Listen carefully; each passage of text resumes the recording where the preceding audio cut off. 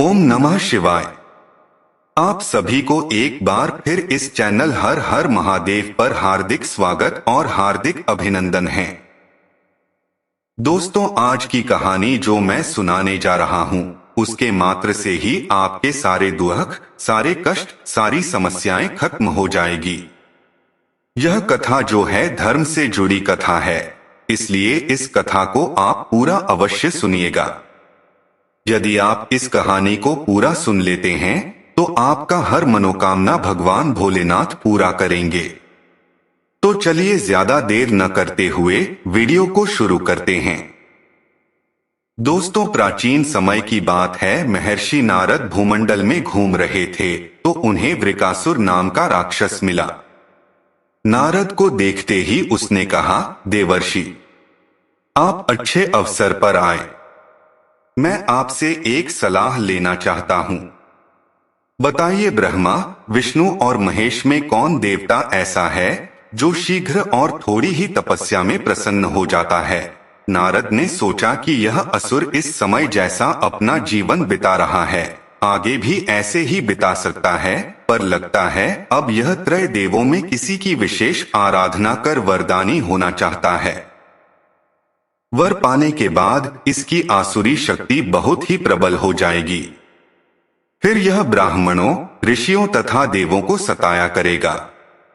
नारद यह सोच तो रहे थे, पर वृकासुर के प्रश्न का उत्तर टालने का मतलब था अपने लिए संकट पैदा करना।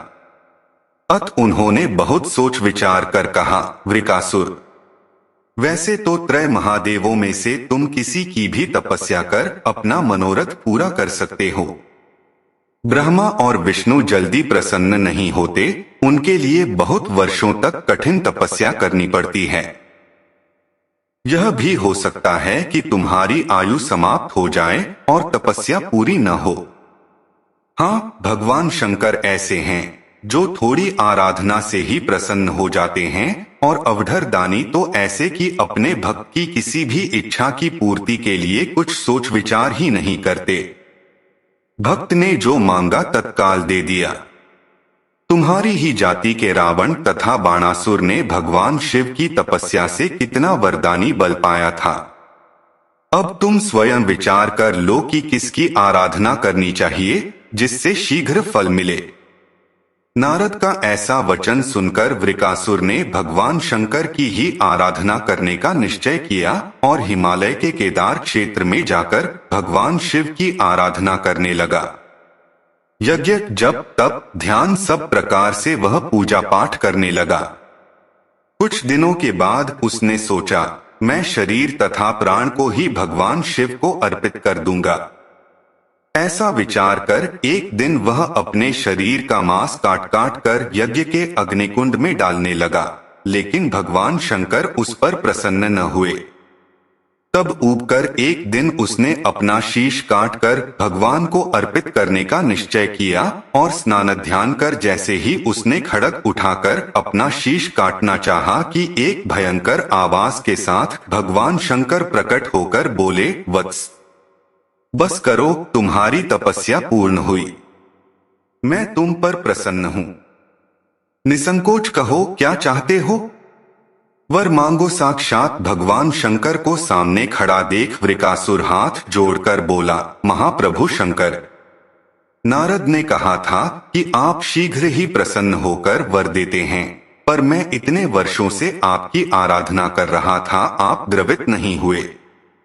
आज जबकि मैं अपने प्राणों को न्यौछावर करने चला था, तब आपने प्रसन्न होकर दर्शन दिए। आप शीघ्र प्रसन्न नहीं हुए, इसका मतलब नारद ने मेरे साथ छल किया। अब आप प्रसन्न होकर वर देना चाहते हैं, तो मैं भी वैसा ही कठिन वर चाहता हूं। आप कृपा कर मुझे मारण वर दीजिए। मैं जिस किसी प्राणी के सिर पर मात्र हाथ भर रख दूं, उसी का प्राणांत हो जाए।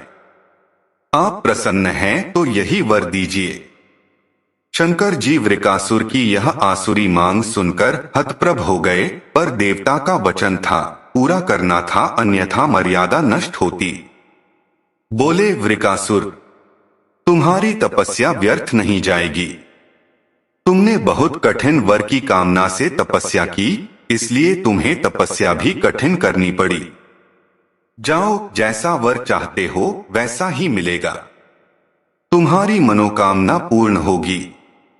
भगवान शिव का आशीर्वाद पाते ही वृकासुर की आसुरी वृत्ति जागृत हो गई।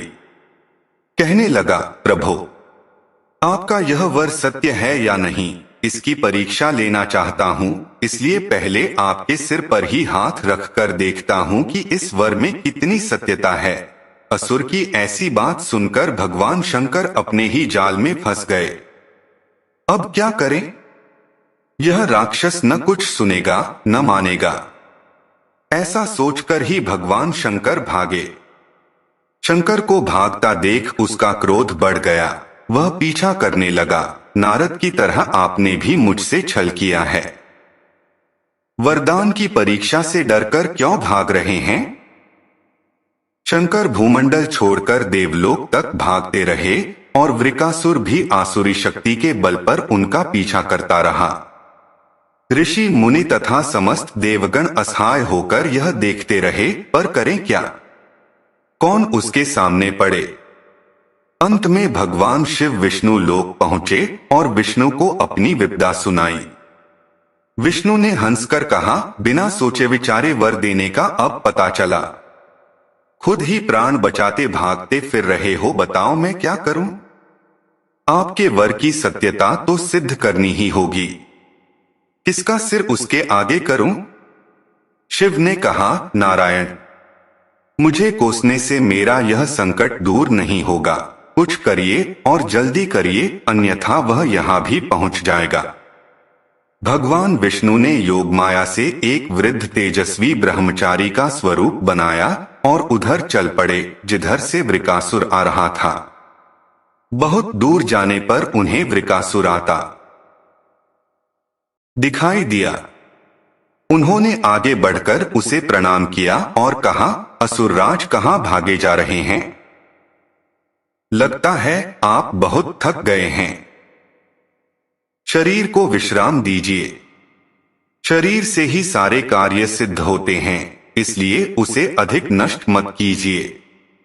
आप सब प्रकार से समर्थ हैं, फिर भी मेरे योग्य कोई कार्य हो तो बताइए। अक्सर लोग अपने मित्रों तथा सहायकों द्वारा अपने कार्य सिद्ध करा लेते हैं। एक तेजस्वी ब्रह्मचारी की बातें सुनकर वृकासुर ने शिव के वरदान तथा उसकी परीक्षा की बात बताई। इतना सुनते ही ब्रह्मचारी हंसा, असुरराज, तुम किसके वर की परीक्षा लेना चाहते हो? शिव की, जिसका अपना कोई घर बार नहीं, जो भूतों प्रेतों के साथ घूमता रहता है, वह भला किसी को क्या वर देगा? वर देने वाले तो दो ही देवता हैं, एक ब्रह्मा और दूसरे विष्णु। तुम्हें वरदानी होना था तो ब्रह्मा या विष्णु की आराधना करते। शिव के पीछे बेकार दौड़ रहे हो। वर देने वाला तो स्वयं इतना शक्तिशाली होता है कि उसके वर का असर खुद उस पर नहीं हो सकता। उन्होंने तो तुम्हें झूठ मूठ का वर दिया है। तुम्हारी तपस्या व्यर्थ गई। ब्रह्मचारी की बात सुनकर वृकासुर निराश हुआ, उसका मनोबल टूट गया। कहने लगा, मुझे तो देवर्षि नारद ने कहा था कि शिव की आराधना करो, वह प्रसन्न होकर मनचाहा वर दे सकते हैं। ब्रह्मचारी ने कहा, तुम बड़े भोले हो, नारद पर विश्वास कर लिया। वह तो ऐसा घुमक्कड़ साधु है जो सबको उल्टी ही सलाह देता है। उसकी सलाह से कभी किसी का भला होता ही नहीं। तुम्हें मेरी बात का विश्वास न हो तो खुद अपने ही सिर पर हाथ रखकर देखो कि कैसे शिव ने तुम्हें झूठा वर देकर बहकाया है। उनकी झूठ की पोल न खुल जाए, इसलिए भाग गए। वृकासुर का मनोबल इतना टूट चुका था कि उसे उस ब्रह्मचारी की बात से विश्वास हो गया कि शिव ने भी उसके साथ छल किया, झूठा वर दिया है। उसका विवेक नष्ट हो गया। ऐसा सोचते हुए वर की सत्यता की परख करने के लिए उसने अपने ही सिर पर हाथ रख लिया। सिर पर हाथ रखते ही भयंकर अग्निपुंज प्रकट हुआ और वृकासुर उसमें भस्म होकर राख का ढेर बन गया। बिना सोचे विचारे किसी को कुछ देना और पाने वाले का कृतघ्न होकर दाता को ही संकट में डालने का ऐसा ही परिणाम होता है।